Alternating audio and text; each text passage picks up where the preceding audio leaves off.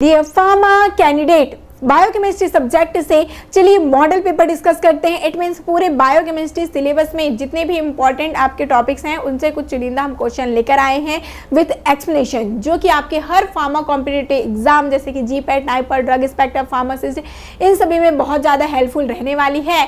तो जरूर से इस वीडियो को लास्ट तक वॉच करेंगे। आज हमारा बायोकेमिस्ट्री का मॉडल पेपर 3rd होने वाला है। फर्स्ट मॉडल पेपर और सेकंड ऑलरेडी इस चैनल में आपको मिल जाएगा, जरूर से आप जाकर चेक कर सकते हैं और सभी क्वेश्चंस को जरूर से आप लोग एक बार विजिट करिए। चलिए देखते हैं बायोकेमिस्ट्री से और क्या कुछ क्वेश्चन है जो कि पूछे जा सकते हैं। विच of the following deficiency causes rickets, इनमें से कौन सा डेफिशिएंसी होगा जिनकी वजह से रिकेट्स होता है। रिकेट्स मेनली आपका क्या कुछ है, बच्चों में, चिल्ड्रन में देखने को मिलता है। क्या कुछ तो बोन का डिसऑर्डर होता है, हड्डियों का ये डिसऑर्डर है, ठीक है, हड्डियां कमजोर हो जाती हैं तो इन्हें रिकेट्स कहते हैं। और देखिए यहाँ पर ऐसा कौन सा चीज है, vitamin A, vitamin D, iron और कॉपर दिया गया है। तो इनमें से कौन सा वो एलिमेंट है कह सकते हैं जो कि क्या कुछ करता है, बोन को बनाए रखने में, बोन को स्ट्रांग बनाए रखने में अपना फंक्शन करता है। तो वो है आपके विटामिन डी, जो कि क्या करता है, कैल्शियम लेवल को मेंटेन करता है, मेंटेन करेगा क्या कुछ, कैल्शियम लेवल को बोन में, जिससे कि बोन क्या होता है, स्ट्रांग रह पाए, ठीक है। तो यही विटामिन डी की यदि कमी हो जाती है तो क्या कुछ होता है, रिकेट्स होता है। विटामिन डी का जो एक्टिव फॉर्म है जिसे हम क्या कहते हैं, कैल्सीफेरॉल कहते हैं। याद रखिएगा, पूछ लिया जाता है कैल्सीफेरॉल, ठीक है। ये आपके सनलाइट से ये सिंथेसाइज होते हैं आपकी बॉडी में, ठीक है। तो ये आपके विटामिन डी को याद रखिएगा, जो कि रिकेट्स जो चिल्ड्रन में हो जाती है इनकी डेफिशिएंसी से। साथ ही साथ यदि हम एडल्ट की बात करें तो एडल्ट में भी यदि विटामिन डी की कमी हो गई है तो क्या कुछ होता है, तो ऑस्टियोमेलेशिया होता है, उनकी डेफिशिएंसीज इस प्रकार से इमेज भी दिया गया है, आप देख सकते हैं। बच्चों में रिकेट्स होता है और ऑस्टियोमेलेशिया होता है एडल्ट्स में। चलिए नेक्स्ट चलते जाएंगे। In the human body optimum temperature for enzymatic activity is, देखिए ऑप्टिमम वो टेम्परेचर कितना कुछ होता है हमारी ह्यूमन बॉडी का जहां पर एंजाइमेटिक एक्टिविटी, जितने भी आपके मेटाबॉलिज्म का प्रोसेस हो रहा है, जितने भी आपके एनर्जी प्रोडक्शन का प्रोसेस हो रहा है, वो किन के थ्रू होता है, एंजाइमेटिक एक्टिविटी जब होती है तभी जाकर ये चीजें हो पाती है। तो इनके लिए कितना ऑप्टिमम टेम्परेचर हमारी बॉडी को चाहिए रहता है, जिसको हम संतुलित अपना टेम्परेचर कहते हैं। इससे ज़्यादा होता है तो क्या बोलेंगे, हमारा फीवर हो चुका है। इससे कम होगा तो हाइपोथर्मिया बोलते हैं, ठीक है। तो ये हमारा ऑप्टिमम नॉर्मल टेम्परेचर क्या कुछ होता है, 37 डिग्री सेल्सियस होता है। ये आपका सबसे इजी क्वेश्चन है, देख सकते हैं 37 डिग्री सेल्सियस होता है क्या कुछ ऑप्टिमम टेम्परेचर किसी भी ह्यूमन बॉडी का, ठीक है। तो यहाँ पर 37 डिग्री सेल्सियस हो जाएगा हमारा करेक्ट आंसर। ओके, यहीं पर एंजाइम की एक्टिविटी सही से हो पाती है और आपका जो बॉडी है सुचारू रूप से सही से चल पाता है, ठीक है। यहाँ पर पूरी जो एक्टिविटी है मेटाबॉलिज्म की या फिर एनर्जी प्रोडक्शन सही से हो पाएगा 37 डिग्री सेल्सियस के टेम्परेचर में। चलिए नेक्स्ट है, the breakdown of glucose to pyruvic acid is called. अब देखते जाइए क्या कुछ हो रहा है। यहाँ पर बोला गया है ग्लूकोज से क्या कुछ ब्रेकडाउन होकर बन रहा है, पायरुविक एसिड। तो इस प्रोसेस को क्या कहते हैं, इसे हम ग्लाइकोलाइसिस कहते हैं। ग्लाइकोलाइसिस में क्या कुछ होता है, ग्लूकोज जो है वो पायरुविक एसिड या फिर लैक्टेट में कन्वर्ट होके टूटते हैं, ठीक है। चलिए अब यहाँ पर ऑप्शन दिया गया है ग्लाइकोस, ये हमारा ग्लाइकोलाइसिस, ये आपका करेक्ट आंसर हो जाएगा। यदि हम बात करें ग्लूकोजिनेसिस, ग्लाइकोजिनोलाइसिस और टीसीए साइकिल में क्या कुछ होता है, तो यहाँ पर आप पूरे एक्सप्लेनेशन दिए गए हैं, देख सकते हैं यहाँ पर, ठीक है। एक क्वेश्चन से कई आंसर आपके बन सकते हैं। देखिए सभी चीजें एक बार में समझ जाइए, कोई भी क्वेश्चन पूछा जाए तो आपसे मिस नहीं होना चाहिए। जैसे कि हमने देखा ग्लाइकोलाइसिस, इसी को हम एमिडेंट मेयर ऑफ पाथवे भी कहते हैं। यहाँ पर क्या कुछ होता है, ग्लूकोज का ऑक्सीडेशन होता है। ग्लूकोज का ऑक्सीडेशन होता है किसमें, पायरुवेट और लैक्टेट में, ठीक है। ग्लूकोज जो है वो अल्टीमेटली टूटते हैं, एनर्जी रिलीज होती है और क्या कुछ बनता है, पायरुवेट और लैक्टेट ये बनाते हैं। अब यदि बात करें सिट्रिक एसिड साइकिल, जिसको ही हम क्रेब्स साइकिल या फिर इसी को टीसीए साइकिल कहते हैं, क्योंकि ट्राई कार्बोक्सिलिक एसिड साइकिल इनको कहा जाता है, शॉर्ट फॉर्म में टीसीए साइकिल इनको हम कहते हैं। तो ये जो सिट्रिक एसिड है वो क्या होता है, यहाँ पर एसिटाइल को ए, ठीक है। ये जो आपके पायरुवेट है, पायरुवेट ही क्या कुछ होता है, एसिटाइल को ए में फिर इन्वॉल्व हो जाएंगे, ये आपके टीसीए साइकिल की ओर आगे बढ़ जाते हैं, ठीक है। तो ये आपके एसिटाइल को ए है वो ऑक्सीडाइज हो जाते हैं और क्या कुछ बनेगा, कार्बन डाइऑक्साइड ये रिलीज फिर होता है। ठीक है, तो ये आपका सिट्रिक एसिड साइकिल को ध्यान रखिएगा। आगे चलते जाएंगे, क्या कुछ है, तो मैंने बताया था आपको ग्लूकोनियोजेनेसिस। तो यहाँ पर ग्लूकोनियोजेनेसिस मतलब जेनेसिस मतलब कि जनरेट हो रहा है क्या कुछ, ग्लूकोज। ध्यान रखिए, नाम से क्लियर है कि ग्लूकोज का क्या कुछ हो रहा है, जनरेशन हो रहा है, इसीलिए इनको हम ग्लूकोनियोजेनेसिस कहते हैं। और किस प्रकार से ग्लूकोज फॉर्म हो रहे हैं, किनका यूज से हो रहा है, तो आपके जो अदर नॉन कार्बोहाइड्रेट जो प्रिकर्सर है, ठीक है, अभी तक हमने क्या देखा कि ग्लूकोज जो कार्बोहाइड्रेट से बन रहे हैं, बट ये नॉन कार्बोहाइड्रेट प्रिकर्सर से भी बनते हैं, जैसे कि अमीनो एसिड हो गया, ग्लिसरॉल्स हैं। जब इनके यूज से क्या कुछ बनेगा, ग्लूकोज बनेगा, तब इन्हें हम क्या कहेंगे, ग्लूकोनियोजेनेसिस इनको कहा जाता है। ग्लूकोज जनरेट हो रहा है किनके थ्रू, नॉन कार्बोहाइड्रेट जो आपके सब्सटेंस है, प्रिकर्सर्स हैं, उनके थ्रू। कैसे समझ पाएंगे, नाम से क्लियर है, ग्लूकोज नॉन जो आपके कार्बोहाइड्रेट मटेरियल है उनसे जनरेट हो रहे हैं, नाम ही पूरा इंडिकेट कर रहा है। आगे चलिए, ग्लाइकोजेनेसिस किसे कहेंगे, ग्लाइकोजेनेसिस, जहां पर क्या कुछ हो रहा है, ग्लाइकोजन का फॉर्मेशन होगा। जहां पर जेनेसिस नजर आए वो वहां पे जनरेट हो रही है, इस बात का ध्यान आप जरूर से रखेंगे। क्लियर, तो यहाँ पर ग्लाइकोजन का जनरेशन हो रहा है, मीन्स ये बन रही है किससे, ग्लूकोज से। ठीक है, ग्लूकोज से ग्लाइकोजन बनेगा जिसे हम ग्लाइकोनियोजेनेसिस हम कहेंगे।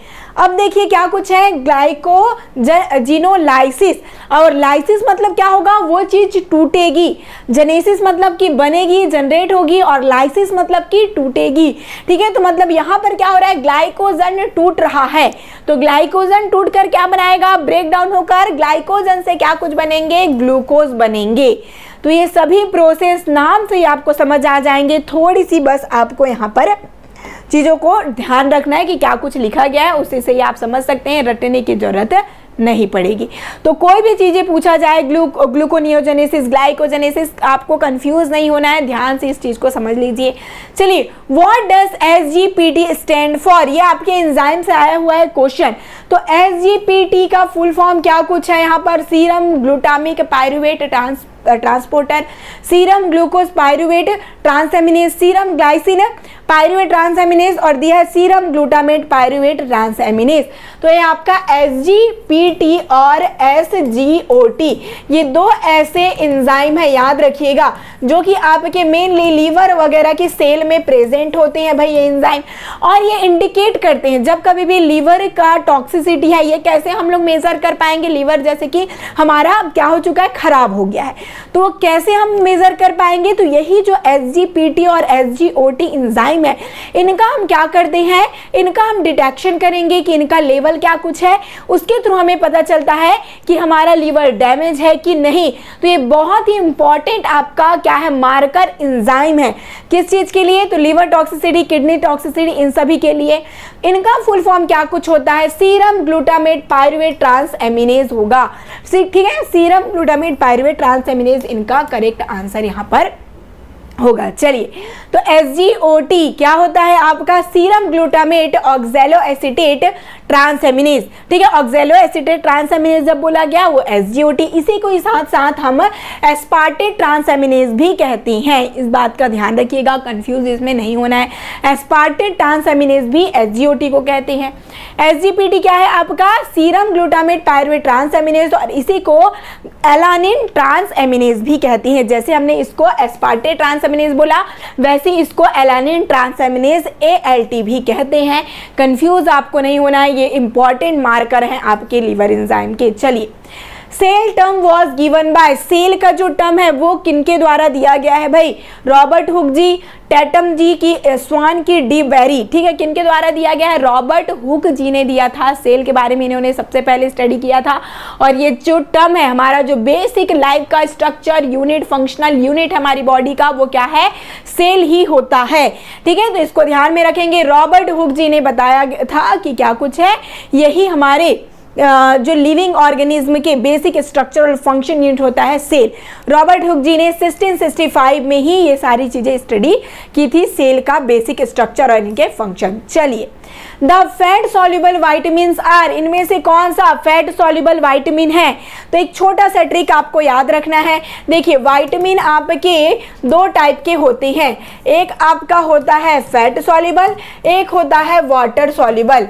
ठीक है, तो आपके फैट सॉल्युबल में आपको याद रखना है कीड़ा। क्या याद रखेंगे? कीड़ा।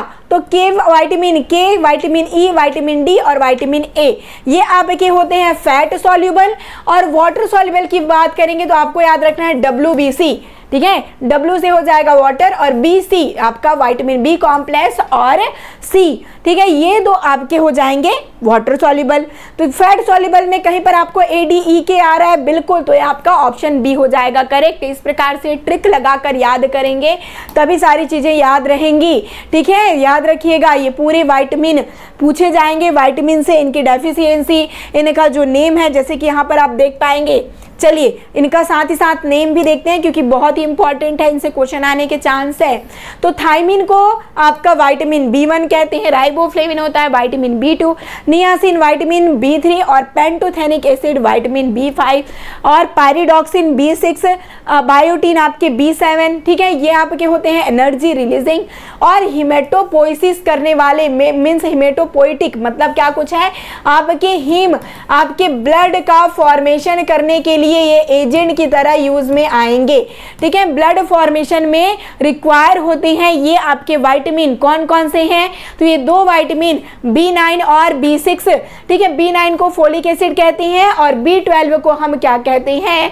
आपका साइनोकोबालामीन कहते हैं। और ये दोनों आपके हीमोपोइटिक एजेंट है, क्या करेंगे? ब्लड के फॉर्मेशन में रिक्वायर होते हैं। क्लियर? तो ये सभी विटामिन के नेम भी आपको ध्यान में रखते जाना है। चलिए आगे बढ़ते जाएंगे। Deficiency of magnesium usually leads to, अब देखिए ये एलिमेंट आपके मैग्नीशियम, इनकी यदि डेफिशिएंसी हो गई तो क्या कुछ देखने को मिल सकती है आपकी बॉडी में, ये पूछा गया है। ठीक है, चलिए इस प्रकार से मैग्नीशियम का आप सभी जानते हैं फॉर्मूला। ग्रोथ रिटार्डेशन है, मेंटल डिसीज है, पार्किंसोनिज्म है कि इम्पेयर्ड मस्कुलर कॉन्ट्रैक्शन। तो आपके मैग्नीशियम और कैल्शियम ये दो ऐसे एलिमेंट हैं, वो क्या कुछ होते हैं, ये रिक्वायर होते हैं मेनली आपके कॉन्ट्रैक्शन के लिए। ठीक है, कॉन्ट्रैक्शन के लिए बहुत इंपॉर्टेंट है।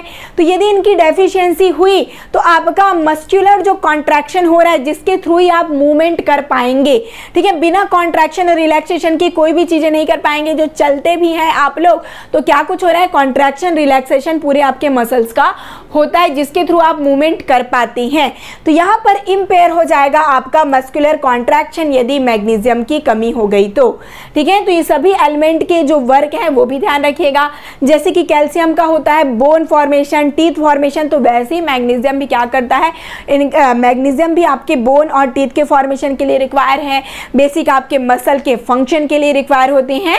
ये सभी चीजों को ध्यान में रखते जाइएगा। इनकी डेफिशिएंसी से मसल का क्रैम्प, वही है मसल बहुत वीकनेस इनकी हो जाएगी और कॉन्ट्रैक्शन होने में क्या हो जाएगा, इम्पेयर हो जाएगी। चलिए what is the biochemistry, biochemistry क्या कुछ होता है भाई, बायोकेमिस्ट्री से आप क्या समझते हैं, चलिए बताते जाइएगा। Study of chemistry of human body, study of chemistry of carbon compound, study of chemistry of living things और स्टडी ऑफ ऑल मैटर।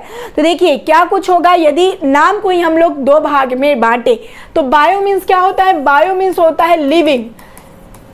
ठीक है, बायो का मतलब ही होता है लिविंग और केमिस्ट्री मीन्स जब हम लिविंग चीजों की केमिस्ट्री के बारे में स्टडी करें तो यही बायो केमिस्ट्री कहलाती है। ठीक है, तो इसको आप ध्यान में रखते चलिए। यहाँ पर क्या कुछ हो जाएगा, study of chemistry of living things, नाम से ही क्लियर होते जाएगी। Study of chemistry carbon compound, तो इसको हम ऑर्गेनिक केमिस्ट्री कहते हैं। ठीक है, आप स्टडी भी करते हैं ऑर्गेनिक केमिस्ट्री 11th-12th से करते आ रहे हैं। तो छोटे छोटे टर्म है उनको याद रखते जाइएगा। ये बायो केमिस्ट्री जो केमिस्ट्री ऑफ लिविंग जो सेल्स हैं कह लीजिए उन्हीं की हम स्टडी पूरी करेंगे, ये यहाँ पर होता है बायोकेमिस्ट्री। ठीक है, जैसे कि आपका देखिए, और ये आपका ब्रिज है मेनली स्टडी ऑफ बायोलॉजी और केमिस्ट्री के बीच में, क्योंकि जो लिविंग है उनकी हम क्या कुछ करें, स्टडी कर रहे हैं। तो कार्ल न्यूबर्ग जी, ये इनका क्या है, फादर ऑफ बायोकेमिस्ट्री के नाम से जाने भी जाते हैं। इनको याद रखिएगा, पूछा जा सकता है। ठीक है, चलिए which of the following disease is caused by niacin deficiency, ये नियासिन होता क्या है, आंसर करिएगा। अभी पूरी लिस्टिंग मैंने बताई आपको विटामिन की, तो नियासिन आपने देखा था, नियासिन किस में देखा था, विटामिन आपका B3 था कि नहीं, कोई गलत है नहीं ना, चलिए तो विटामिन B3 है। अब इनकी डेफिशिएंसी से क्या कुछ होता है, चलिए ऑप्शन देखते हैं। रिकेट्स दिया है, नाइट ब्लाइंडनेस, स्कर्वी और पेलेग्रा। तो आपके रिकेट्स किससे होते हैं, विटामिन डी, ये मैंने फर्स्ट क्वेश्चन में ही डील किया था, विटामिन डी की डेफिशिएंसी से रिकेट्स होता है। यदि नाइट ब्लाइंडनेस की बात करें तो विटामिन ए होता है, ठीक है, इनकी जो विटामिन ए है मेनली आपके आई के लिए बहुत ही अच्छा होता है और इन्हीं की कमी से नाइट ब्लाइंडनेस होती है। स्कर्वी आपकी होती है विटामिन सी की डेफिशिएंसी से और पेलेग्रा जो है ये आपके विटामिन B3 की डेफिशिएंसी से होता है, जिसे हम नियासिन कहते हैं, ठीक है। और ये आपके मेनली इसीलिए पेलेग्रा प्रिवेंटिंग फैक्टर भी कहलाता है, ध्यान रखिए। इसी को हम निकोटिनिक एसिड भी कहते हैं, जो नियासिन है इसे ही, ठीक है। और इसकी डेफिशिएंसी से मेनली आपकी स्किन में क्या होगा, इस प्रकार से देखने को मिलेगी, इमेजेस देख सकते हैं। पेलेग्रा इस प्रकार से क्या हो जाएगा, कुष्ठ रोग टाइप की स्थिति आ जाएगी, देख पा रहे हैं, डर्मेटाइटिस, डायरिया इफेक्ट देखने को आपकी बॉडी में मिलेंगे, ठीक है। पेलेग्रा प्रिवेंटिंग फैक्टर इसीलिए इनको कहा जाता है। और इनकी कोएंजाइम क्या है, NAD और NADP, ये आपके विटामिन B3 के क्या कुछ होते हैं, ये इनके एंजाइम होते हैं। चलिए, which element is involve in wound healing, अब वुंड हुआ है उनकी हीलिंग करने के लिए कौन सा इनमें से जो एलिमेंट है वो रिक्वायर है, जिंक, मैग्नीशियम, सोडियम और कैल्शियम। तो अभी हमने सारी चीजें सोडियम, कैल्शियम के बारे में बात कर लिया था, ठीक है, जो कि आपके मेनली कॉन्ट्रैक्शन वगैरह के लिए रिस्पॉन्सिबल हो रहे थे। आपका बचा जिंक, जिंक जो कि क्या करता है, वुंड हीलिंग, ठीक है, वुंड हीलिंग में इंपॉर्टेंट है, रिपेयर ये करेगा, ठीक है। आपके बॉडी में वुंड वगैरह, घाव वगैरह बन गई है तो जिंक जो एलिमेंट है ये मेनली एसेंशियल है इनके हीलिंग के लिए, न्यू आपके सेल्स को सिंथेसाइज भी ये फिर ये करता है, ठीक है। तो इसको आप ध्यान में रखिएगा, एंटीऑक्सीडेंट एंजाइम प्रॉपर्टी भी ये रखता है। चलिए, what condition is characterized by water depletion in the body, depletion मतलब कि कमी हो जाना, रिक्त हो जाना। यदि हमारी बॉडी में वाटर की कमी हो गई है तो इस कंडीशन को हम क्या कहेंगे, हाइपर हाइड्रेशन, हाइपरटेंशन, डिहाइड्रेशन और हाइपोथर्मिया। तो चलिए एक एक टर्म को यदि हम देखते जाएं तो हाइपर हाइड्रेशन किसे कहेंगे, जब कभी एक्सेस में क्या हो गया है, वाटर हो गया है बॉडी में, तब जिससे कि इंफ्लेमेशन वगैरह कंडीशन देखने को मिल सकती है, तो ये आपका हाइपर हाइड्रेशन कहलाएगा। हाइपर मतलब कि ज्यादा और हाइड्रेशन मतलब कि वाटर या फिर फ्लूइड कह लीजिए, ठीक है। तो जब इंक्रीज हो जाएगा तब उनको हम हाइपर हाइड्रेशन कहेंगे। हाइपरटेंशन, जब ब्लड प्रेशर इंक्रीज हो जाए इस कंडीशन को हम क्या कहते हैं, हाइपरटेंशन। अब डिहाइड्रेशन, ठीक है, तो डिहाइड्रेशन ही एक ऐसा टर्म है जो कि हाइड्रेशन मतलब कि वाटर या फ्लूइड और कमी हो जाना मतलब कि डिहाइड्रेशन इनको हम कहते हैं। डिप्लीशन से याद रखिए, डिप्लीशन मतलब कि कमी होना किनका, वाटर का, तो डिहाइड्रेशन इनको हम कहते हैं। नाम ही खुद में इंडिकेट कर रहा है, इन सभी चीजों को ध्यान देखते जाइएगा। हाइपोथर्मिया, हाइपो मतलब कि क्या होता है, कम हो जाना, डिक्रीज हो जाना, और थर्मिया मतलब कि आपका टेम्परेचर, तो बॉडी का टेम्परेचर जब डिक्रीज हो जाएगा इस कंडीशन को हाइपोथर्मिया कहती हैं। आई होप ये सभी पॉइंट आपको क्लियर होते जा रहे होंगे। कोई भी आपको क्वेश्चन पूछा जाए किसी भी टर्म से तो गलत नहीं करना। हाइपर जो हाइड्रेशन है इनका मतलब क्या होगा, एक्सेस में इलेक्ट्रोलाइट और आपके फ्लूइड वाटर हो जाएंगे आपकी बॉडी में। हाइपरटेंशन जब बीपी इंक्रीज हो जाए, डिहाइड्रेशन जब वाटर की कमी हो जाए, फ्लूइड की कमी हो जाए बॉडी में, और हाइपोथर्मिया मतलब कि डिक्रीज हो जाए क्या कुछ, टेम्परेचर बॉडी का, ठीक है। सभी चीजें क्लियर हो गई। सुक्रोज कंसिस्ट ऑफ, सुक्रोज किन से मिलकर बनता है, ये आपके डाइसेकेराइड्स है, दो मोनोसेकेराइड से मिलकर बनते हैं। तो वो कौन से दो मोनोसेकेराइड्स हैं आपके, glucose plus glucose, glucose plus fructose, glucose plus galactose और ग्लूकोज प्लस मैनोज दिया गया है। तो ये आपका ग्लूकोज प्लस फ्रुक्टोज दो चीजों से मिलकर बनता है, ठीक है, याद रखिएगा। अभी देखिए सुक्रोज से आपको क्या याद रखना है, शुगर, ठीक है, शुगर और GF याद रख लीजिए, ठीक है। जितनी भी आपकी गर्ल होती हैं वो आपने देखा होगा अभी शुगर का प्रोडक्ट बहुत ज़्यादा यूज में करते हैं, ठीक है। तो शुगर से सुक्रोज को याद रखिए, G से आपका ग्लूकोज और F से फ्रुक्टोज। तो इस प्रकार से छोटे मोटे ट्रिक भी बनाकर आप चीज़ों को याद रख सकते हैं, ठीक है। ग्लूकोज और फ्रुक्टोज ये दो मोनोसेकेराइड्स मिलकर सुक्रोज बनाते हैं, ठीक है। और सुक्रोज आपके डाइसेकेराइड्स हैं, इसे इन्वर्ट शुगर भी इनको हम कहते हैं। मोस्ट इंपॉर्टेंट है, पूछ लिया जाएगा, ध्यान में रखिएगा। चलिए, which of the following conversion requires involvement of an ATP। चलिए, इनमें से कौन सा स्टेप है जहां पर ATP का रिक्वायरमेंट होता है, ठीक है, इनके कन्वर्जन के लिए। अब यहाँ पर पूरे ग्लाइकोलाइसिस का स्टेप दिया गया है। चलिए ध्यान रखिएगा, 2-फॉस्फोग्लिसरेट से फॉस्फोइनॉल पाइरुवेट, ठीक है, ग्लूकोज 6-फॉस्फेट से फ्रुक्टोज 6-फॉस्फेट, 3-फॉस्फोग्लिसरेट से 2-फॉस्फोग्लिसरेट बनेगा, फ्रुक्टोज 6-फॉस्फेट से फ्रुक्टोज 1,6-बाइफॉस्फेट बनेगा। अब देखिए, चलिए मैं पूरा ग्लाइकोलाइसिस पाथवे आपको दिखा दूं जिससे कि आपको आसानी से ये क्वेश्चन क्लियर हो जाए, ठीक है। पहले हम देखेंगे क्या कुछ ये आपके ग्लाइकोलाइसिस का पाथवे है, जहां पर देखिए 2 बार ATP का इन्वॉल्वमेंट होता है, एनर्जी हमें चाहिए होती है। तो जब कभी भी ग्लूकोज से ग्लूकोज 6-फॉस्फेट बनता है तब हमें क्या चाहिए, ATP चाहिए, ठीक है। ATP रिलीज भी होती है बट ATP यूटिलाइज भी यहाँ पर होती है। तो देखिए, फर्स्ट स्टेप ग्लूकोज से ग्लूकोज 6-फॉस्फेट जब होता है तब हमें ATP चाहिए। सेकंड में आप देख पाएंगे फ्रुक्टोज 6-फॉस्फेट से फ्रुक्टोज 1,6-बिसफॉस्फेट ये बनते हैं, ठीक है। तब जाकर हमें क्या होता है, ATP का भी रिक्वायरमेंट होता है। 2 बार ATP रिक्वायर होता है, यहाँ पर आप दोनों स्टेप को ध्यान में रखेंगे, ठीक है। तो ऑप्शन की ओर चलिए अब चलते हैं जिससे कि आपको क्लियर हो जाए। तो देख पाएंगे ये हमारा जो सेकंड स्टेप था, फ्रुक्टोज 6-फॉस्फेट से फ्रुक्टोज 1,6-बिसफॉस्फेट बनेगा, यहाँ पर ATP का रिक्वायरमेंट होता है। ये 2 स्टेप को ध्यान में रखिए, केवल 2 स्टेप में ATP का रिक्वायरमेंट हुआ। उसके बाद रिलीज कहाँ कहाँ पर होता है तो आप यहाँ पर देख सकते हैं, जब 1,3-बिसफॉस्फोग्लिसरेट से 3-फॉस्फोग्लिसरेट बनता है तब ATP रिलीज हो रहा है, ठीक है। ये आपके फॉस्फोइनॉल पाइरुवेट से पाइरुवेट जब बनेगा तब ATP रिलीज हो रहा है। तो इन स्टेप को याद रखिएगा, यदि ATP रिलीज के लिए बोला गया तब कौन सा स्टेप है और ATP इन्वॉल्वमेंट के लिए बोला गया तब कौन सा स्टेप है। अलग अलग स्टेप यहाँ पर दिए गए हैं, इनको अच्छे से देख कर जाइए। चलिए, What is the principal extracellular cation? यदि हम कैटायन की बात करें, अब देखिए यहाँ पर एक्स्ट्रासेल्युलर जो आपका ये सेल है, तो सेल के बाहर का जो स्पेस है वो कहलाता है एक्स्ट्रासेल्युलर, ठीक है। और अंदर का क्या कहलाता है, इंट्रासेल्युलर। तो यहाँ पर एलिमेंट की बात करें, कैटायन, एनायन, तो यहाँ पर एक्स्ट्रासेल्युलर मेनली क्या कुछ होता है, आपके सोडियम, ठीक है, सोडियम कैटायन। और यदि कैटायन की बात करें जो कि इंट्रासेल्युलर होगा वो होगा आपका पोटेशियम कैटायन। चलिए, तो यहाँ पर मैं आपको पूरी सेल के एक्स्ट्रा और इंट्रासेल्युलर आगे चलकर बताऊंगी। पहले इसका आंसर जान लीजिए। एक्स्ट्रासेल्युलर कैटायन बोला गया, मेजर प्रिंसिपल जो आपके हैं सोडियम होंगे, ठीक है। सोडियम मेजरली कहाँ प्रेजेंट होता है, एक्स्ट्रासेल्युलर में प्रेजेंट होगा। ये देखिए, समझ लीजिए सेल है, सेल के अंदर क्या कुछ है, पोटेशियम, मैग्नीशियम, ये आपके प्रेजेंट है, प्रोटीन्स वगैरह।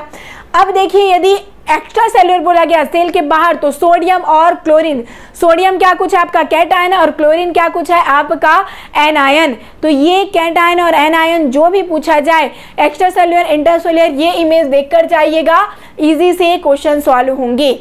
चलिए, all enzymes involved in glycolysis are present in. अब जो हमने पूरी ग्लाइकोलाइसिस की पाथवे देखी थी, तो ये कहाँ होती है, सेल में। तो सेल में हो रही है, तो अब देखिए इनका जो एंजाइम है, जितने भी एंजाइम इन्वॉल्व हो रहे थे ग्लाइकोलाइसिस पाथवे में, वो कहाँ प्रेजेंट होती हैं।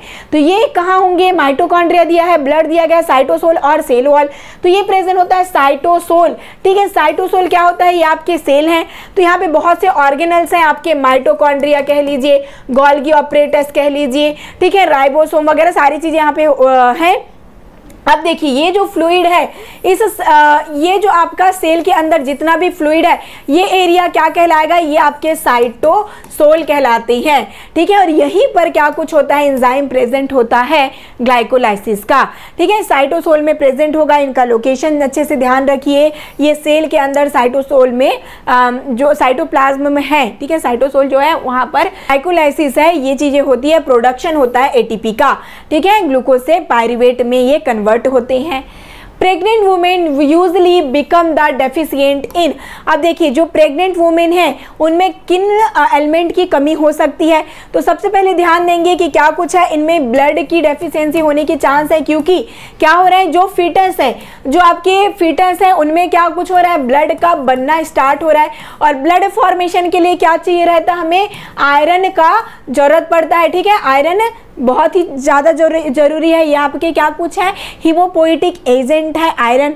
तो आयरन की कमी हो सकती है, क्योंकि आयरन आपका ब्लड सिंथेसिस में इन्वॉल्व हो ही रहा है, किसके लिए, इन्फेंट के लिए, जो फीटस है उनके लिए। ठीक है, साथ ही साथ और इनके फीटस के बोन फॉर्मेशन के लिए क्या चाहिए, हमें कैल्शियम चाहिए।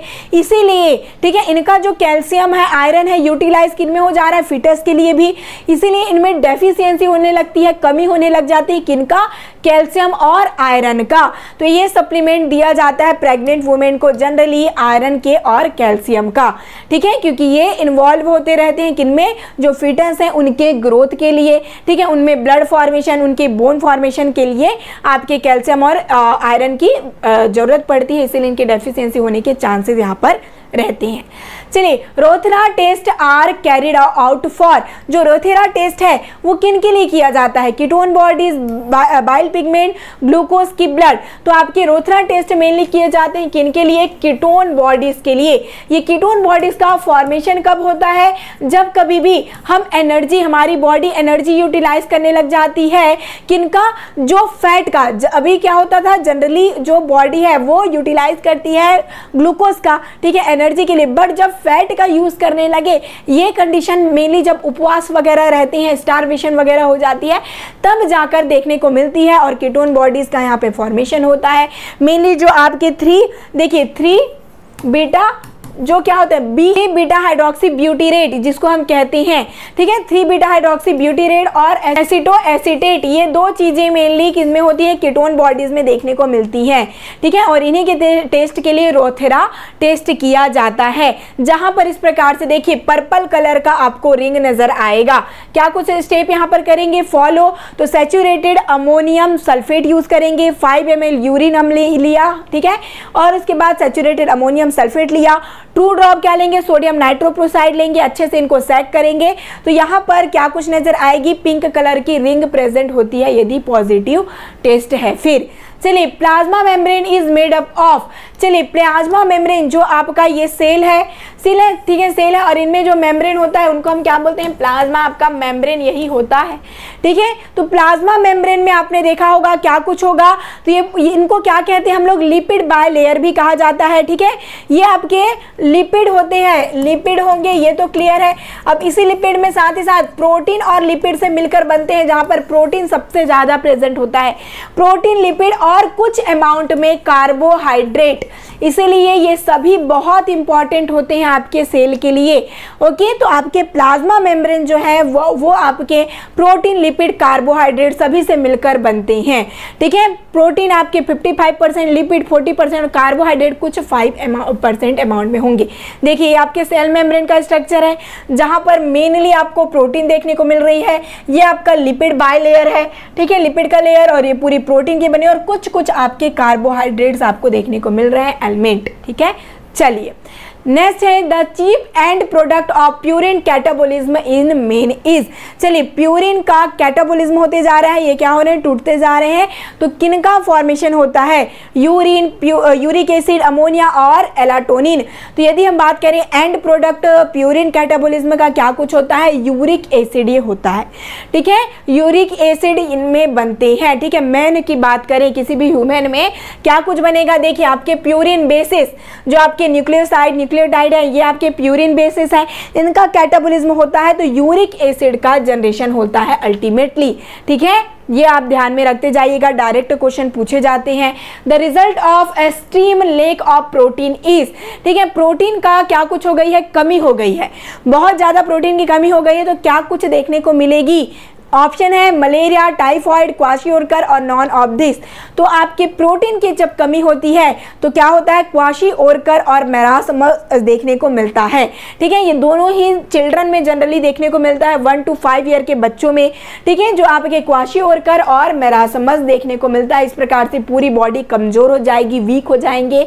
ये मेनली कैलोरीज और प्रोटीन की डेफिशिएंसी की डिसऑर्डर है कह सकते हैं। ठीक है, इस प्रकार से बच्चे बहुत ही ज़्यादा वीक नज़र में आएंगे। तो ये दोनों ही प्रोटीन की डेफिशिएंसी है, इन सभी टर्म को ध्यान में रखिएगा। और इस प्रकार से 20 क्वेश्चन आपके लिए बहुत इंपॉर्टेंट है, एक्सप्लेनेशन के साथ प्रोवाइड किया गया है, जिससे कि कोई भी क्वेश्चन आपसे पूछा जाए तो मिस ना हो। एक्सप्लेनेशन पर विशेष रूप से ध्यान दीजिएगा। और इसी प्रकार से आपको हर सब्जेक्ट के एमसीक्यू एक्सप्लेनेशन प्रोवाइड किए जाएंगे इसी चैनल पर। जरूर से आप इसे सब्सक्राइब कर लीजिए, जिससे कि आपकी हर फार्मा कॉम्पिटिटिव एग्जाम की प्रिपरेशन आसानी से हो सके। मिलते हैं नेक्स्ट वीडियो लेक्चर्स के साथ। All the best.